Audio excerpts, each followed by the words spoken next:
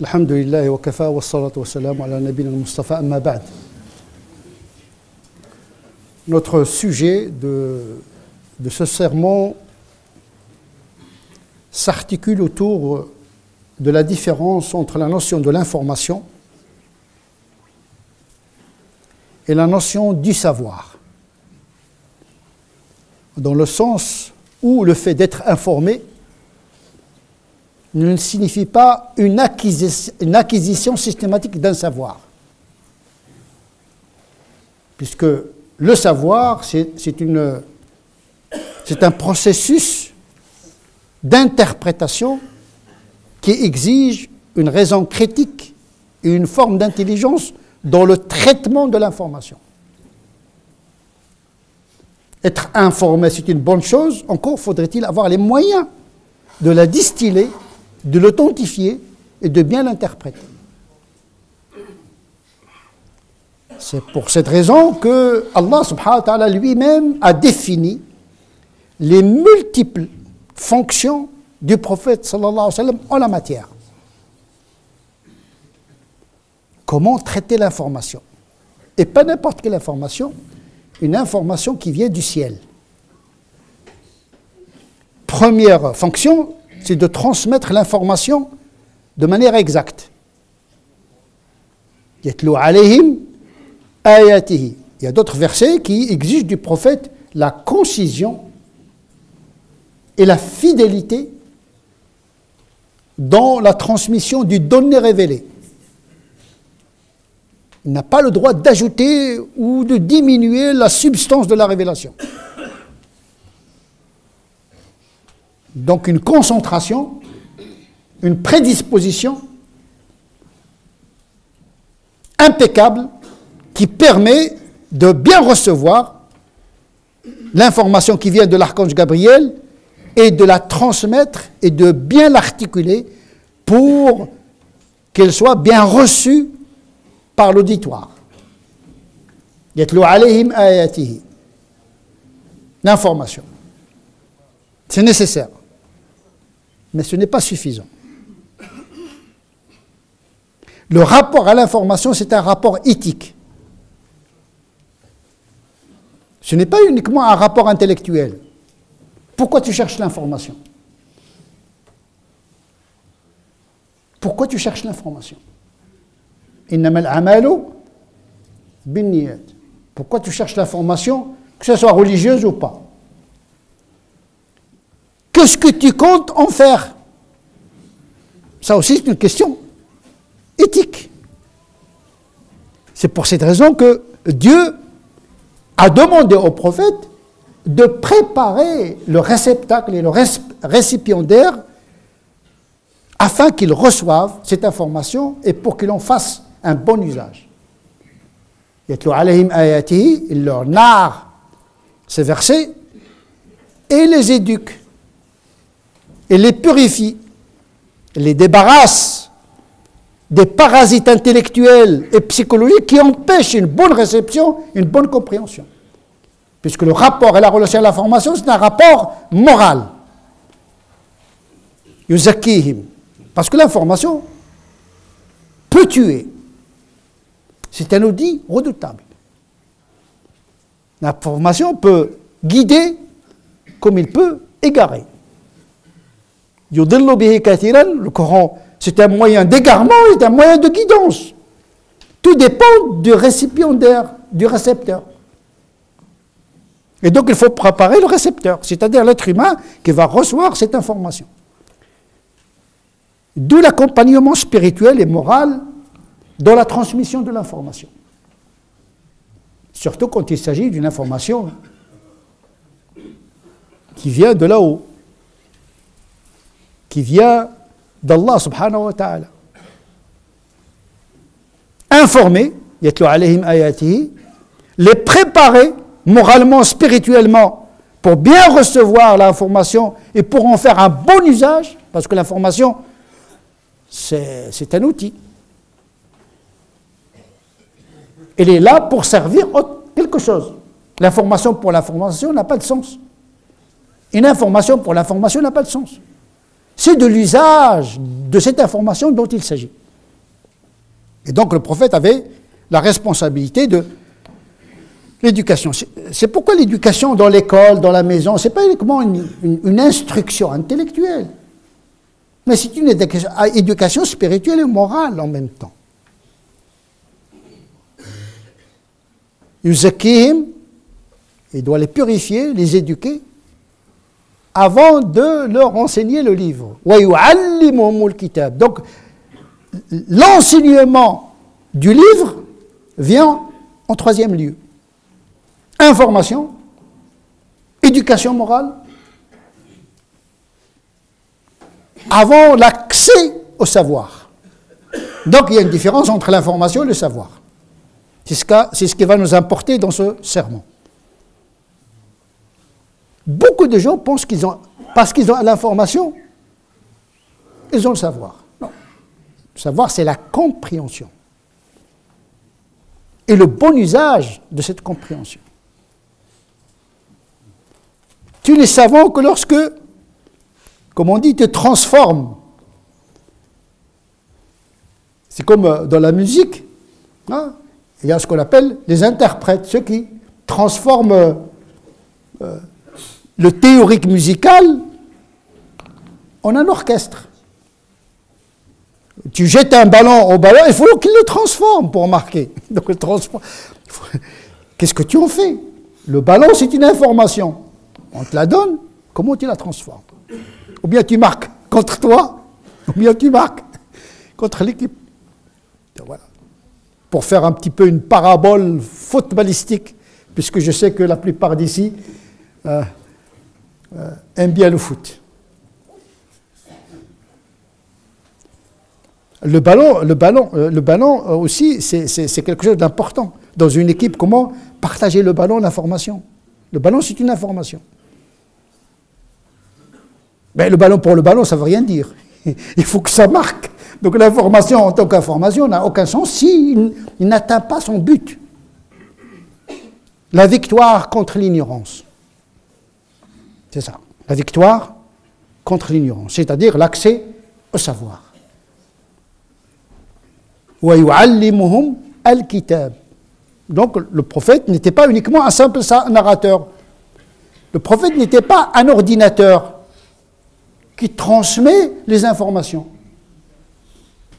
Il éduque et enseigne le savoir. يُعَلِّمُهُمْ الْكِتَابَ وَالْحِكْمَةِ. Il leur enseigne le livre et la sagesse. Donc déjà, nous avons ici, dans ce verset, la base éthique que nous devons avoir quand nous cherchons une information en vue d'acquérir un savoir. Parce que quand on cherche une information, c'est pour savoir.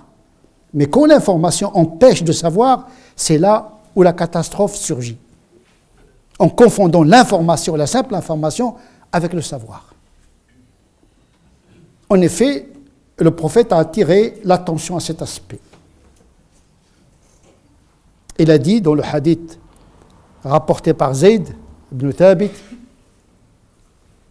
dont Abu Daoud et Tirmidhi et Ahmed ibn Hanbal, le prophète dit que Dieu éclaire l'homme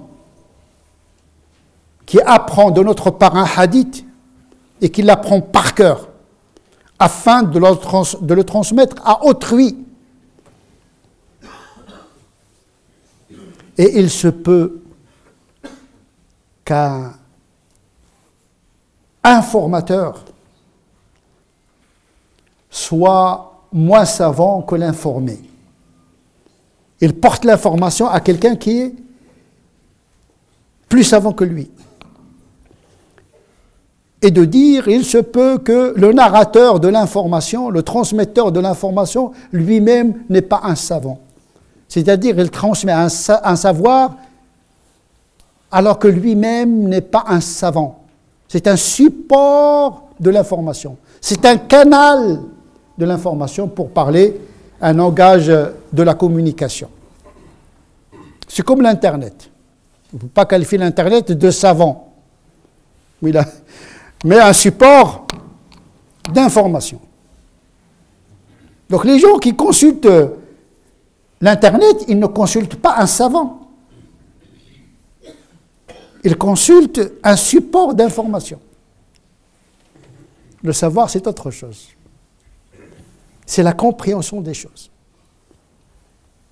C'est pour cette raison que le Coran parle de l'fiqh, c'est-à-dire comprendre le fond des choses. Le fiqh, c'est pas le fiqh, le droit canonique, mais le fiqh, c'est saisir l'esprit du sens. Il ne s'agit pas d'une qualité, plutôt d'une quantité d'informations. Il s'agit d'une qualité dans le traitement des informations.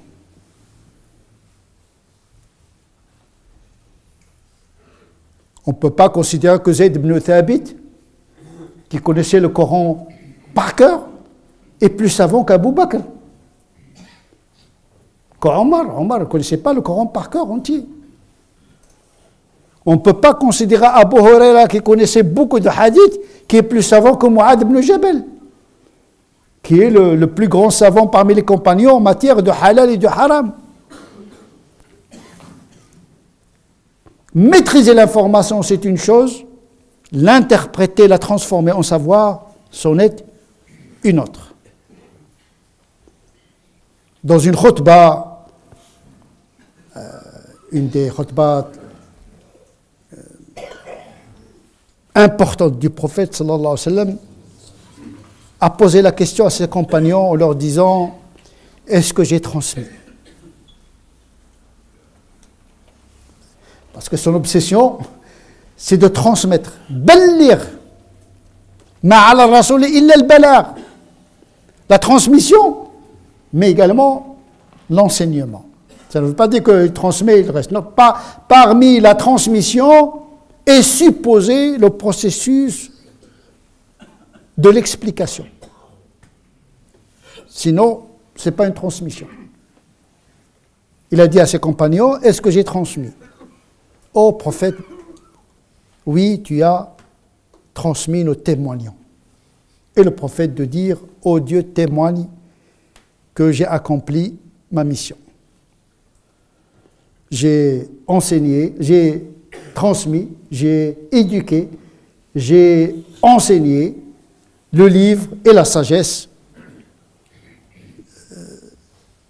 Sois témoin de cela.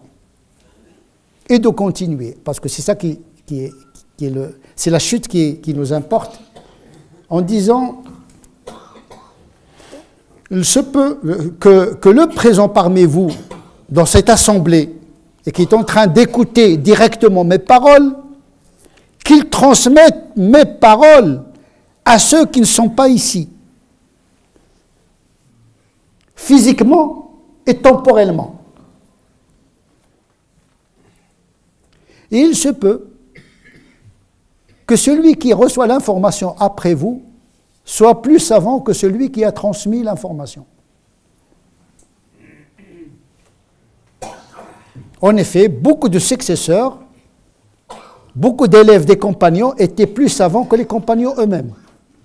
Pourtant, ils n'ont pas entendu l'information directement du prophète, sallallahu alayhi wa sallam, mais ils avaient ce don de la compréhension de l'information révélée.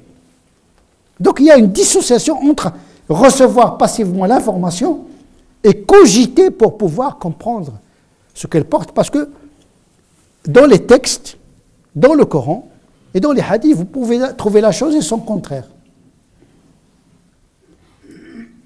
D'un côté, le Coran vous dit faites ce que vous voulez, vous êtes libre, et d'un côté, il vous dit vous n'êtes pas libre.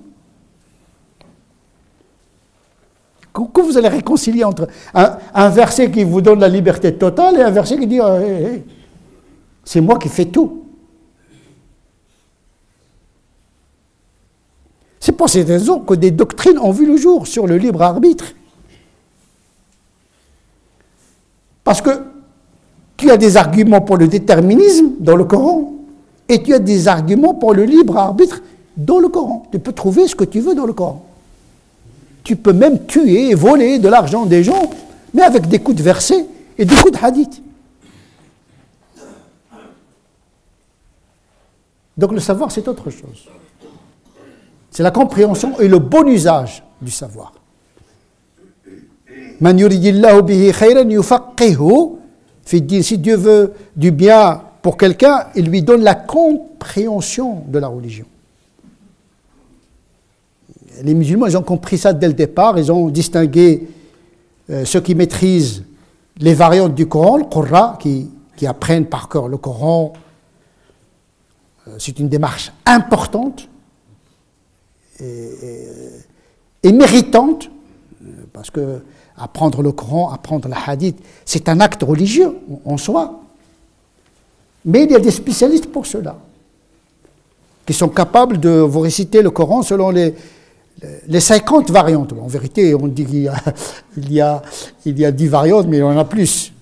C'est un monde, le qira'at. Le qira'at consensuel, le qira'at divergent. Ça, c'est comme le fiqh aussi dans le qira'at. Attention, il ne s'agit pas d'une version du Coran.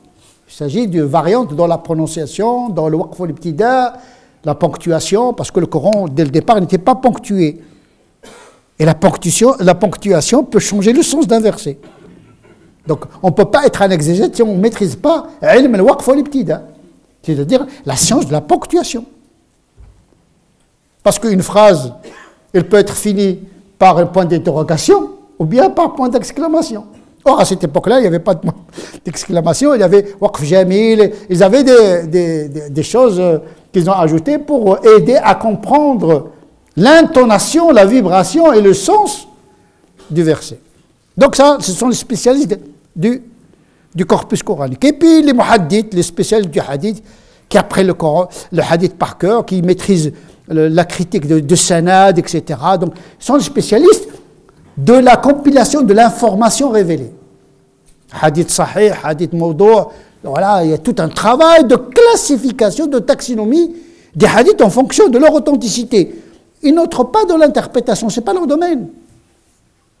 Ils ont l'information, mais ils n'ont pas forcément le savoir. Comme l'a dit le prophète, il se peut que quelqu'un transporte le hadith du prophète sans en connaître le sens. Il se peut que quelqu'un transmette un savoir à celui qui est plus savant que lui. Il lui rapporte un verset, il lui rapporte un hadith, mais celui qui l'écoute, il le comprend mieux que celui qui le transmet. Et puis, il y a les savants de l'interprétation. Le premier convoque la technique de l'écriture et de la mémorisation. La deuxième démarche exige l'intelligence, même si la mémoire est importante. L'intelligence. Un jour, on rapporte que l'imam Shafi'i, alors qu'il avait 14 ans, 15 ans, il a entendu l'imam Malik faire une fatwa, je ne vais pas entrer dans les détails ici, sur la question du divorce. L'imam Malik, il a dit à l'homme, ta femme est divorcée. L'imam Shafi'i était dans l'assemblée, il était petit, 14 ans, mais il était déjà un génie. Il a vu l'individu vraiment le cœur brisé. Et quand il est sorti, il l'a suivi, il lui a dit, écoute, il lui a posé une question bien précise, parce que c'est très important, avant de faire le fatwa, il faut vraiment instruire le dossier. Il a fait l'instruction, quels sont les contextes, qu'est-ce que tu lui as dit, etc., la formule, etc. Après lui avoir narré et compté les circonstances de cette prononciation du divorce, il lui a dit, garde ta femme, ne divorce pas. L'homme, le lendemain matin, est venu chez l'imam Malik et il dit, l'imam Malik, ouais, c'est bien, c'est très gentil ta fatwa, mais j'ai trouvé mieux. Qu'on font beaucoup de musulmans aujourd'hui, ils cherchent ils cherchent les trucs, les fatwas qui les arrangent. Et l'imam Malik, c'est quelqu'un qui est très, très autoritaire, hein. Et il s'est mis en colère. Il a dit, mais qui ose dire le contraire? Il a dit, ce petit garçon. Ah bon, c'est toi Shafi'i? Parce que l'imam Malik, il connaissait que c'est pas n'importe quel élève. Les élèves du Shafi'i, c'est les gens de 60 ans, 50 ans, c'est des savants. Son assemblée, c'est une assemblée de ulama. Mais pourquoi tu m'as contredit dans ma fatwa? Et puis l'imam Shafi'i lui dit, grâce à un hadith que tu m'as rapporté. Et quand l'imam Shafi'i lui a rapporté le hadith, là, l'imam Malik, il a compris. Donc, l'imam Malik, il a transmis un hadith que celui qui l'a écouté, il a bien compris, plus que l'imam Malik. Il se peut que l'imam Malik rapporte un hadith, il ne le pratique pas, parce que pour lui, il s'oppose. Bon, c'est pas parce qu'il y a un hadith qu'on doit l'appliquer. Il y a des conditions d'application du hadith, même si on le comprend. Donc, être informé d'un hadith, c'est une chose. Le comprendre, c'est une chose. Le mettre en pratique, c'est une troisième démarche. On peut comprendre bien le hadith, mais sa mise en pratique est interdite. Je ne vais pas entrer dans des considérations d'ordre principologique, très complexes. C'est ça où le savoir entre. Il y a toujours une médiation doctrinale. Les gens au Moyen-Âge n'accédaient pas à l'information scripturaire directement. Il y avait toujours la médiation savante. Parce que comment traiter des informations en apparence contradictoire? On peut comprendre la chose sans contraire. Donc vous avez besoin d'une théorie herméneutique pour accéder à l'information. C'est comme dans la physique. Vous ne pouvez pas accéder à un site qui parle de la physique si vous ne savez pas. Est-ce qu'il s'agit de la physique newtonienne, physique quantique, physique relativiste?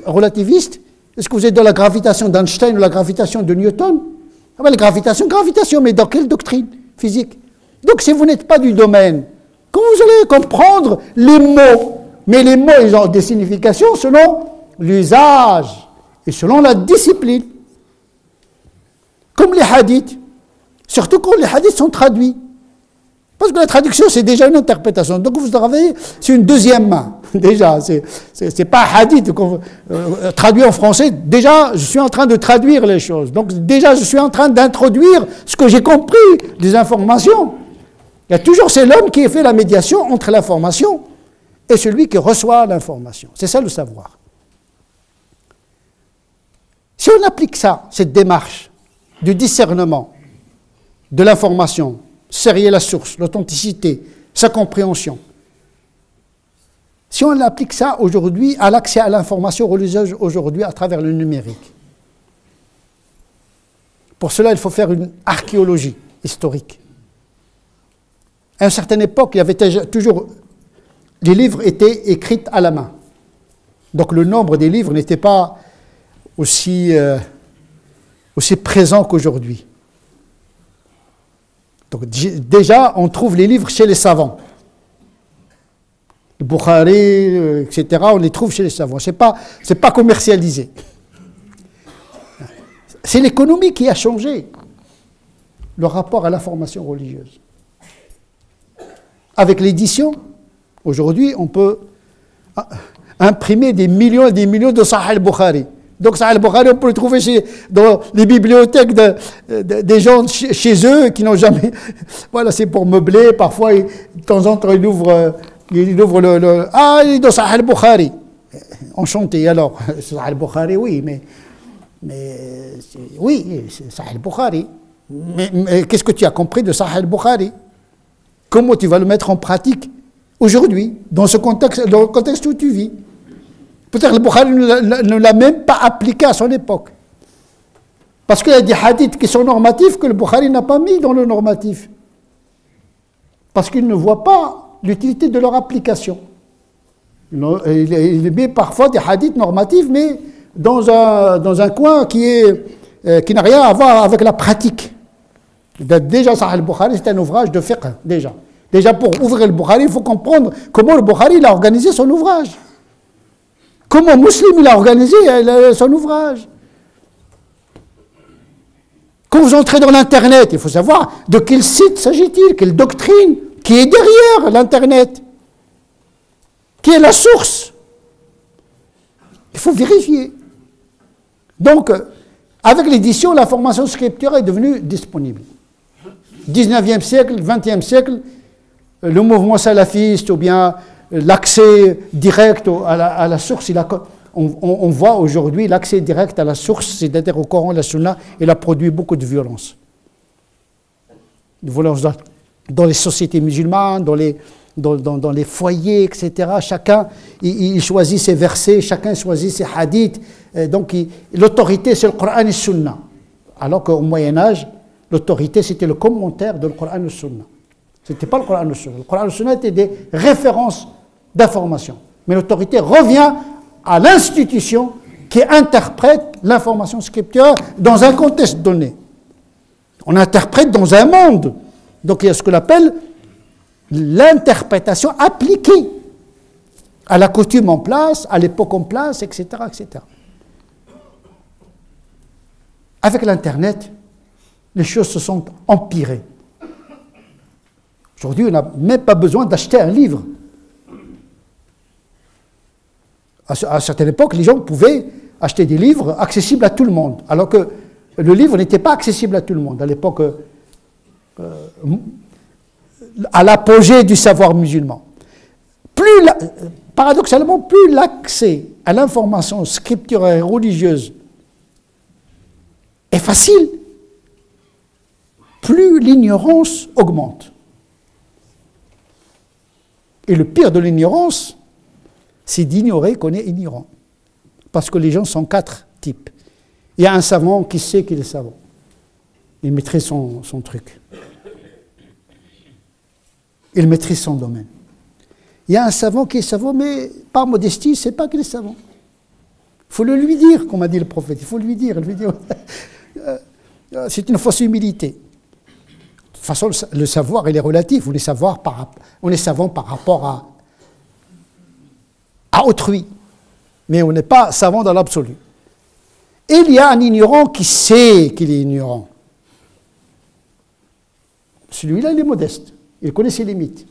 Mais le pire, et qui est le plus répandu aujourd'hui parmi les musulmans, c'est l'ignorant qui ne sait pas qu'il est ignorant. Ce qu'on appelle ansaful ulama, ceux qui s'est arrêté au milieu du chemin, ni ignorant totalement, ni savant totalement. C'est le pire des situations. Parce qu'il a lu quelques versets, il a eu un cheikh, etc., il pense qu'il a le savoir. Non. Tu as accès à l'information, pour accéder au savoir, c'est autre chose. Aujourd'hui, ce qui guette nos enfants, les nouvelles générations, c'est accès à l'information numérique sans éducation, yuzakihim, sans ilm, wa yu'allimuhum al-kitab, pour pouvoir armer nos enfants pour ne pas tomber dans des sites qui sont des trous noirs. Bien sûr, il y a des sites pornographiques, etc. C'est catastrophique. Mais il y a des sites de l'intégrisme, du littéralisme, qui tuent le spirituel et qui tuent la religion par la religion. Deux dangers. Le premier, il affecte la morale. Le deuxième, il affecte la foi. Les deux sont catastrophiques. Donc il faut que nos enfants soient préparés à savoir comment accéder à l'information avec raison critique et avec accompagnement. Il faut accompagner. Le kitab aujourd'hui, c'est le numérique.